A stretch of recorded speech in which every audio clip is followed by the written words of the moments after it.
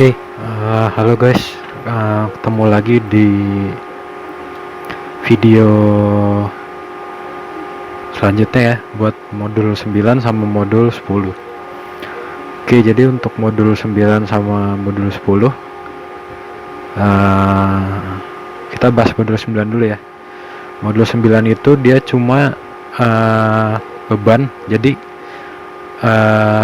si klien udah ngejurnal nih beban-beban yang ada. Nah, tinggal kalian lihat nih kamarnya sesuai nggak sih. Misal beli karangan bunga, kan bebannya lain-lain. Nah, kalian lihat tuh di modul bagian akhir nih, kan ada chart of count nih. Saya juga udah di screenshot di sini, coa-coa beban. Nah, ini cocok nggak gitu sama kejadiannya. Nah, sekarang kita lihat satu-satu ya. Langsung masuk ke soal.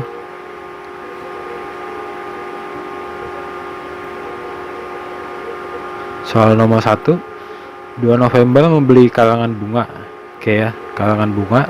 Dia beli karangan bunga untuk karyawan yang menikah. Nah, jadi ini karangan bunga di miscellaneous kan kayaknya kurang pas ya. Miscellaneous kan itu lain-lain gitu. Nah, jadi kalau dari saya kayaknya masuknya donation, karena kan dikasih ke karyawan gitu. Atau kalau mau entertainment and representation juga bisa gitu. Nah, jadi yang penting kalian pindahin dari kamar miscellaneous ini gitu, jangan di situ posisinya. Itu ya. Nah, soal 1. Lanjut soal 2. Pemeriksaan terhadap penjualan barang display 20 juta. Jadi ada barang display yang dijual gitu. Nah, dia jurnalnya ini terima cash, kreditnya, beban lain-lain. Kan nih agak ngaco jurnalnya. Nah, jadi kasnya udah benar. Nih nomor 2, penjualan barang display, kasnya udah benar, tapi kreditnya ngaco nih. Harusnya kan kalau jual kita dapat apa? Income kan ya. Nah, miscellaneous expense yang kita debit, kita ganti sama other income. Nah, other income nih ada di bawah, ada nih, saya kasih lihat nih, ada income. Nah, ini ada income, ada ya, coba ada income. Nomor 3, menyewa satu deluxe room. Jadi dia nyewa deluxe room di hotel 3 hari sama sewa kendaraan ya. Hotel sama sewa kendaraan untuk rekan bisnis. Nah, jurnalnya dia miscellaneous sama cash in bank. Banknya udah benar, cuman bebannya harusnya jangan miscellaneous ya. Nah, jadi kalau kita lihat di sini, kira-kira apa nih cocok? Bisa entertainment and representation ya, karena kan dia menjamu tamu nih. Di nomor 3, miscellaneousnya kita kredit, kita ganti sama entertainment and representation. Jadi kita reclass. Nilainya 9.800.000. Nah, terus selanjutnya pada akhir 2018, perlengkapan kantor yang masih ada 7,5 juta. Perusahaan menggunakan pendekatan neraca dan auditor menemukan bagian akuntansi belum membuat penyesuaian ini. Nah, sekarang jadi di neraca itu, saya kasih lihat neracanya ya. Di neraca itu nih, office supplies 313835. Nah, tapi di waktu dihitung di modul 9 itu, nah dia sisa 7.500.000. Nah, jadi di sini udah saya tahu nih, office supplies kan 31, plus office supplies tersedia 7,5 juta. Outstanding neraca segini, sisa segini, ada adjustment 24. Nah, jadi kan udah jadi beban. Nah, office suppliesnya kan 31 mau jadi 7,5 ya kan, jadi di adjust 24.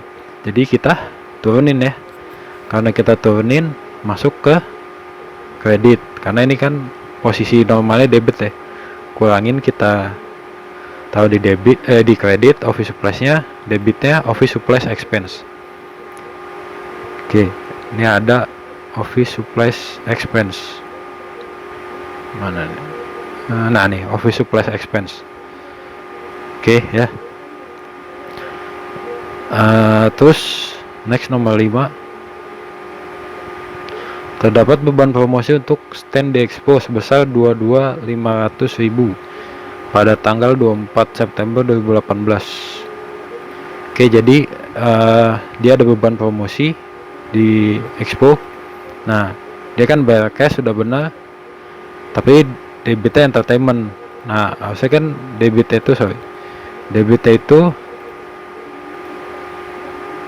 adalah promotion expense. Jadi entertainmentnya kita kreditin, kita tukar sama promotion expense itu di reclass. Oke, ini ada nih promotion expense ya ada. Jadi kalian pas nge-reclass lihat aja kecoanya nanti gitu. Oke, nomor 6 atas pemeriksaan bukti bank keluar. BBK tuh bukti bank keluar. Nomor 97 tanggal 18 Maret ada transaksi pembelian kompor TV blender itu untuk hadiah di perayaan ulang tahun ke-25 ulang tahun perusahaan. Jadi dia beli kompor TV blender. Nah, transaksi ini dicatat boleh pembukuan sebagai utilities expense. Jadi klien kan utilities expense pada cash in bank, cashnya benar, cuman utilitiesnya kurang tepat ya. Jadi utilitiesnya kita ganti sama entertainment and representation. Pokoknya intinya kalau misalnya debitnya ini dikira kurang pas, ya ditukar aja gitu sama yang mendekati. Ini kan untuk perayaan ultah kantor nih, ya kan, perayaan ultah. Nah, jadi kayaknya lebih tepat ke entertainment and representation itu buat ngasih ke orang representation. Oke, kalau udah terakhir modul 9, 1 Juli perusahaan memberikan fasilitas medical check up. Jadi medical check up buat karyawannya nih, pada karyawannya. Bagian akuntansi mencatat salaries expense cash in bank. Nah, ini kan dia sebenarnya nggak masuk ke beban gaji kan, jadi harus kita reclass. Medical check up karyawan, salaries expense cash in bank.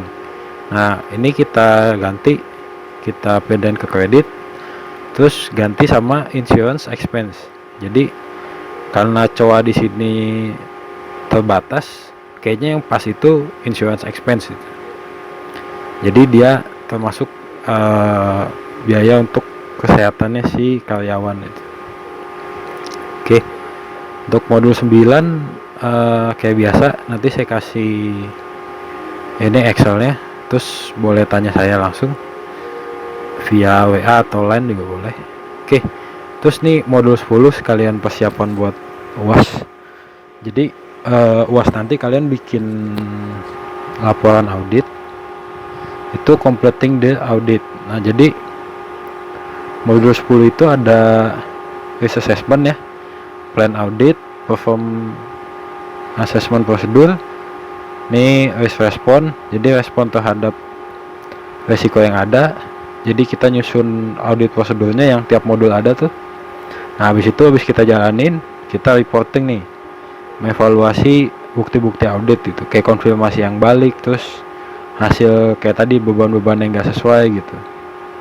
Nah, kalau udah dari sini kita nyiapin audit report. Nah, ini ada penyelesaian pekerjaan lapangan, ada adjustment, itu ada supportingnya kayak kalian bikin waktu ujian tuh, date schedule, top schedule, yang udah tau lah kalian ya, yang biasa kalian bikin.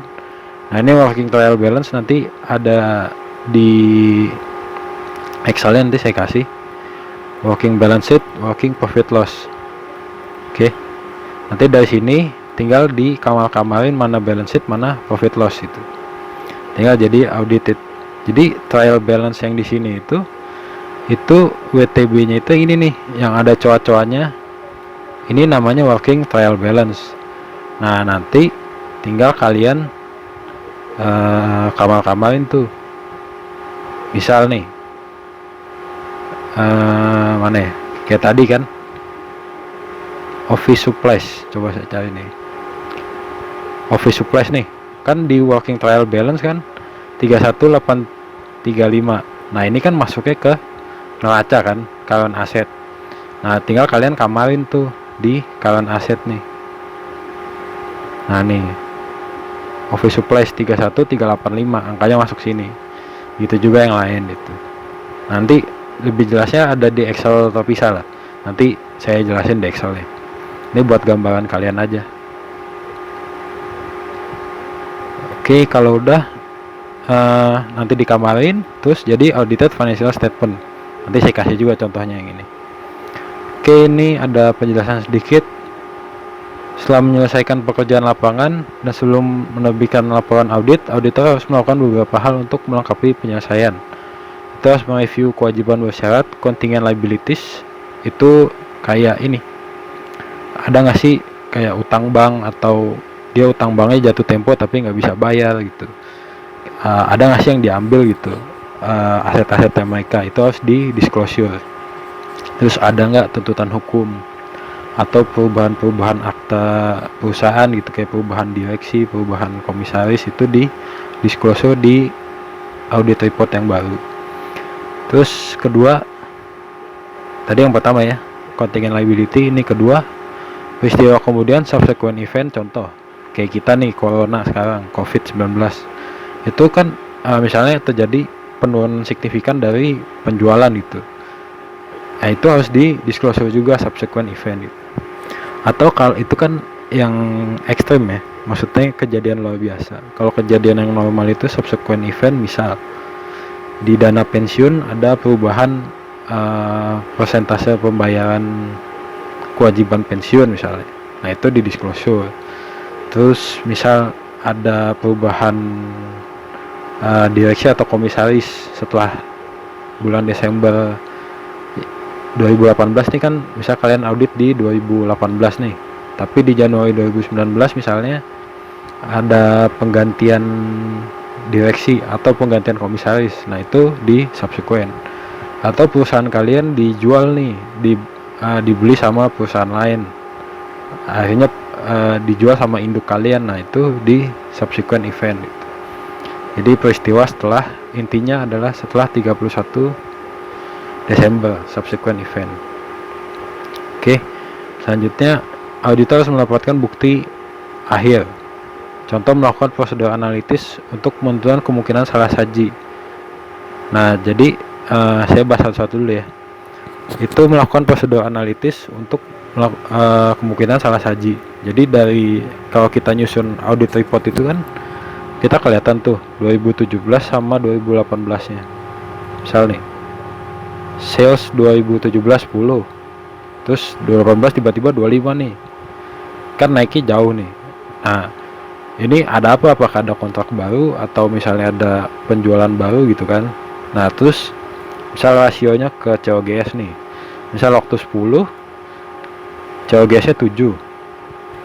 Nah sekarang kita masukin ke sebelahnya 25, make sense nggak COGS nya 20 gitu. Kalau kira-kira make sense, rasionya masih sama, itu nggak apa-apa gitu. Misal 2017 OPEX nya 1, 2018 2, naiknya kan nggak signifikan, oh ya wajar. Ada income expense, dia kalau kalian lihat nih flat ya, angka 300 juta flat.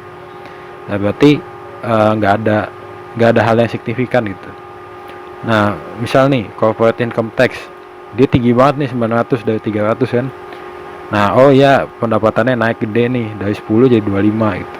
Nah itu hal-hal yang kayak analitis di akhir. Biasanya di report tuh kan dia sanding kiri kanan nih. Nah itu kelihatan tuh kalau ada pergerakan. Nih contoh ya, saya kasih lihat lagi movementnya nih, office supplies 12 jadi 31. Nah dia cek nih penambahannya gitu, ada nggak penambahannya, cek rekening korannya gitu.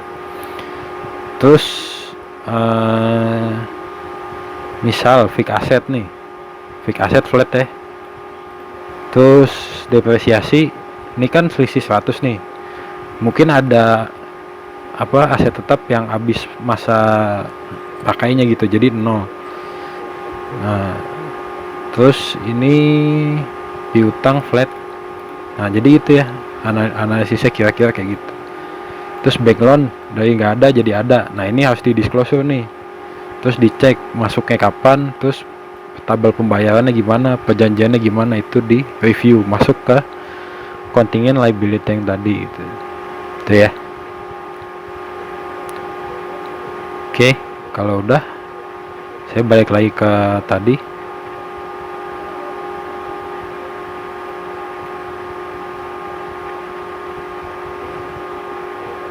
Sampai nih ya, melakukan prosedur analitis akhir untuk menelaah kemungkinan salah saji material. Nah itu udah tadi ya, analitis mengevaluasi keberlangsungan hidup klien. Nah ini ya kedua. Oke, keberlangsungan hidup klien itu maksudnya bisa nggak sih klien itu hidup dari 1 tahun setelah audited, misalnya audit 18 sampai 2019 dia masih bisa hidup nggak gitu, maksudnya masih berjalan nggak gitu, apa jangan udah pilot. Kalau nih in case dia pilot ya, misalnya ada indikasi dia mau pilot, nah terus kita ngapain nih? Nah kita kan kita minta surat dari manajemen atau dari induk, lebih bagus kalau dia punya induk, bahwa induk itu mau nge-support anaknya kalau yang kita audit ini anak ya gitu. Tapi kalau yang kita punya yang kita audit itu adalah induk atau yang gak ada afiliasi untuk mensupport dia, ya kita minta aja. Jadi dari manajemen itu ada tindakan apa sih gitu buat memperpanjang masa hidupnya gitu. Nah terus tinggal kita cek subsequent eventnya sampai misalnya bulan April tuh, sebelum reportnya rilis, apa sih yang dilakukan manajemen gitu selama 4 bulan terakhir dari Desember 2018 itu. Atau cara terakhir itu misalnya kita mau rilis tapi takut misalnya dia nggak going concernnya nggak tercapai gitu, ya udah berarti rilis reportnya mundurin aja sampai Desember tahun berikutnya gitu. Berarti kan secara nggak langsung itu aman gitu sampai ke tahun berikutnya. Itu untuk kelangsungan hidup. Oke, itu selanjutnya memperoleh surat pernyataan klien. Nah ini nanti kalian dikasih sama klien, harus tanda tangan representation letter, bahwa jadi intinya itu isinya bahwa manajemen bertanggung jawab atas seluruh laporan keuangan gitu. Nah ini ada satu surat gitu. Nah, kalau ini udah terima baru bisa rilis report nih biasanya. Terus selanjutnya, dan informasi lain yang dipandang perlu oleh auditor untuk melengkapi bukti audit yang diperolehnya. Misal nih, informasi yang dipandang perlu untuk melengkapi bukti audit, misal kontrak bank, terus kontrak misalnya pergantian direksi, itu untuk melengkapi legal standing dari audit reportnya itu yang akan di disclosure itu. Nah jadi kira-kira contohnya kayak gitu. Terus laporan aktuaris juga, itu kan kita kan given dari aktuaris itu. Atau misalnya kayak nanti nih koleksi fiskal, itu biasanya given dari klien biasanya kayak gitu. Jadi ngitungin itu klien, kita nge-review aja. Nah terus terakhir, auditor harus menyiapkan surat komentar terhadap pengendalian intern atau manajemen letter. Nah jadi gini, bedain ya client representation sama manajemen letter. Jadi client representation itu adalah pertama itu dia surat bahwa klien bertanggung jawab atau manajemen bertanggung jawab atas seluruh isi dari laporan keuangan. Oke, itu client representation. Kalau manajemen letter itu isinya kelemahan pengendalian internal si klien. Jadi kita kasih tahu tuh, oh kelemahannya ini, bahwa misalnya dia tuh jarang bikin rekonsiliasi bank, makanya waktu dikonfirmasi bank dia selisih terus. Nah itu masukin ke manajemen letter.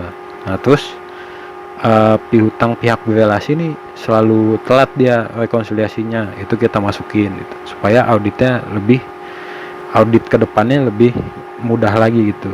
Jadi semuanya lebih lancar. Jadi semua hambatan yang ada bisa kita masukin ke sini nih, manajemen letter itu. Kalau bersumber dari pengendalian internal mereka gitu. Oke, itu tadi ya. Nah, terus opini ini kayak waktu itu. Jadi kalau dia kesalahannya material tapi tidak pervasif, itu bisa dengan pengecualian. Tapi kalau dia pervasif itu dia tidak wajar.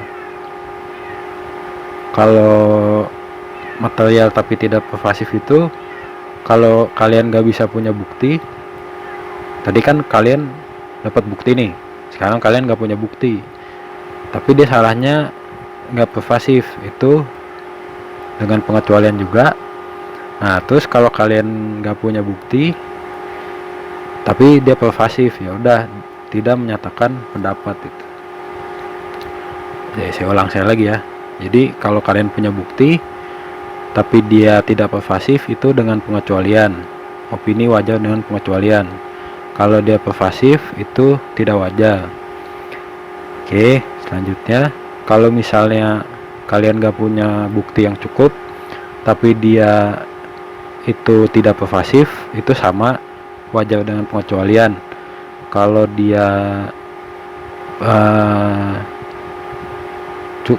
kalian gak bisa dapat bukti tapi dia salahnya pervasif, itu tidak menyatakan pendapat, opininya itu. Nah, ini terakhir audit finding. Jadi gini, untuk ini jurnalnya udah benar, paling nanti saya kasih lihat aja di Excelnya. Nah, jadi di Excelnya ini ada accounting pre-tax profit itu 3546 ya. Saya salin semua ke Excel, jadi fokus ke Excelnya aja. Itu ini koleksi fiskal, interest income, terus entertainment and representation. Oke, jadi ini koleksi fiskalnya 187, taxable-nya ini di ini di jumlah 3733. Oke, ini sama ya, 3733 530. Nah, tapi kita ada pembulatan nih, ada beda sedikit. Ini saya buletin ke bawah, jadi pajak itu dibuletin ke bawah. Oke, income tax itu 25% kali ini. Nah, terus kita potong prepaid. Nah, angka prepaid ini kita ambil dari TB nih. Nah nih, ini prepaid 22 sama 25 nih ya, angkanya kita masukin ke sana. Nah, ini berarti PPh 29 terutang sekian. Nah, jurnalnya udah bener nih, prepaidnya kan tadi debit ya kan, di posisi aset ya kan, prepaid nih karena dipakai dikreditin. Oke, terus corporate income tax, beban pajak tahun berjalan 933 dimasukin. Terus tax payable nya itu 529. Nah, ini jurnalnya udah benar. Nanti waktu ini misalnya bayar, tinggal tax payable nya di debit, kreditnya cash atau bank gitu ya. Nah, ini selisihnya cuma 28 perak. Ini kan 529 547 500. Ini kan dia 529 547 538, selisih pembulatan aja, imaterial, makanya nggak saya adjust. Nah, oke, jadi itu aja modul 10. Paling nanti akan nyusul reportnya ya untuk ujian nanti. Oke guys, sebelum saya tutup, thank you semuanya buat satu semester ini. Kayak mungkin banyak ada salah kata atau apa, saya minta maaf. Oke, good luck buat kedepannya, semoga lulusnya lancar semua, amin. Oke, goodbye guys, see you.